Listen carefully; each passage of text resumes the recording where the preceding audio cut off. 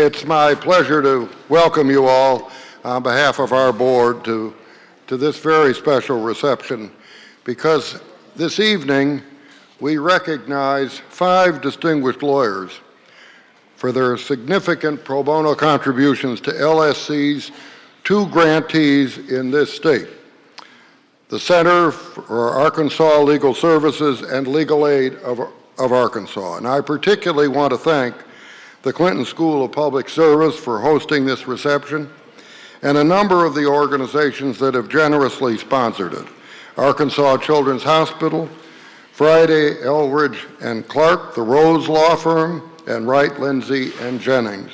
Thank you all for making this possible. We're so grateful also to our host, Dean James Rutherford, and the University of Arkansas's Clinton School of Public Service, as well as Amy Dunn Johnson, the Executive Director of the Arkansas Access to Justice Commission and Foundation, who will speak with us this evening. Most of our 11-member National LSC Board is here tonight, and I want to acknowledge them. Vice Chair Father Pius, where are you, Father Pius? Right over here. He's a professor of canon law and chair of pastoral studies at St. Patrick's Seminary in Menlo Park, California. And what did you do before that? Well, yes, he was an associate at Sidley Austin, my firm, for 3 years in corporate law. Can you imagine the change here? So, Matt Keenan, a partner at Shook, Hardy & Bacon in Kansas City. Where are you, Matt? You got to wave. You're back there. He's a former member of the board of Legal Aid of Western Missouri. And Abby Kuzma, Abby, you got to, there you are. She's the Halbrook Distinguished Chair of Government at Taylor University, where she teaches constitutional law. She's a co-founder and former executive director of Neighborhood Christian Legal Clinic in Indiana. John Malcolm, a constitutional law expert who's vice president of the Heritage Foundation in Washington. Lori Mikva in the back there, an assistant clinical professor at Northwestern Law School, former legal aid lawyer. Frank Nooner, I saw you somewhere. Frank, where are you? Frank Nooner, partner at Nooner Pate in Lafayette, Louisiana, past president of the Louisiana State Bar, chair of the board of New Orleans Innocence Project.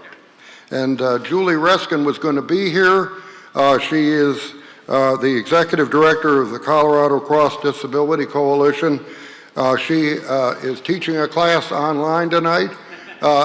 She is our only lawyer, non-lawyer on our board. She has been tremendous, but boy, she has to put up with us. Gloria Valencia Weber.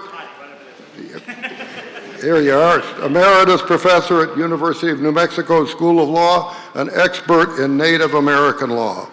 Board members Robert Gray, who's president of the Leadership Council on Legal Diversity and has his own annual meeting going on right now, and former ABA president, and Vic Maddox, who works now as an assistant attorney general in the state of Kentucky, are attending these meetings by phone and could not be here.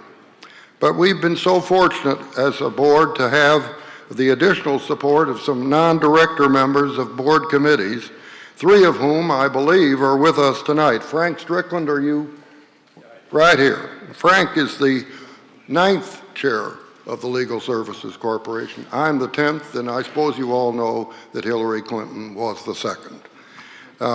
But Frank has come from Atlanta, where he's at the firm of Taylor English. Tom Smagel is LSC's longest-serving board member and a practitioner in San Francisco. Tom, and Alan Tannenbaum, where is Alan? Back here in the corner. He also is at Taylor English in Atlanta in their corporate and business group. Well, you may know this, but our LSC board has a long-standing practice to travel to most every state before returning to one where we've already held a meeting. And since we only hold 3 such meetings in the country a year, LSC's board will not be back in Arkansas very soon.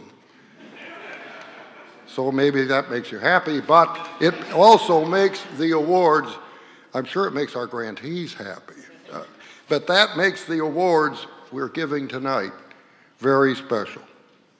And they reflect LSC's ongoing significant commitment to pro bono service, evidenced about an hour and a half ago with our annual joint meeting with the ABA Standing Committee on Pro Bono and Public Service. Many of you are here. Why don't you raise your hands and we can acknowledge your presence here tonight too. And LSC's Pro Bono Task Force, which we held a number of years ago, and it resulted in the creation of a $4.5 million Pro Bono Innovation Fund grants program that was created by Congress in 2014. And last year, LSC distributed pro bono innovation grants to 14 legal aid organizations to expand pro bono legal services across the country for low-income clients. Well, here, Legal Aid of Arkansas received one of them for nearly $250,000 to develop a pro bono program that is technology-enabled, uses data and evaluation to make program decisions, provide comprehensive support for volunteers. The project's goal is to offer a variety of pro bono opportunities to attorneys and collaborate closely with community partners and corporate legal departments. To achieve this, Legal Aid of Arkansas will conduct an analysis of policies and processes for pro bono and employ community asset mapping to evaluate unmet legal needs and untapped resources. And the organization will work with statewide partners to streamline pro bono processes and improve volunteer support. Many of the other projects funded last year to remove legal barriers facing low-income Americans were also across the country, and Legal Aid of Northwest Texas is using its grant to expand its driver's license restoration project.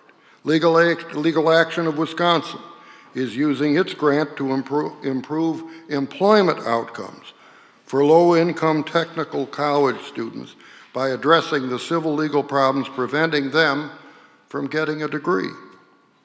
But as we and you all work hard to promote this kind of innovative pro bono, we all know that pro bono is most effective when it is supported by properly funded and structured legal aid programs that screen cases and provide the essential support to volunteer lawyers with training, materials, and the expertise of staff attorneys.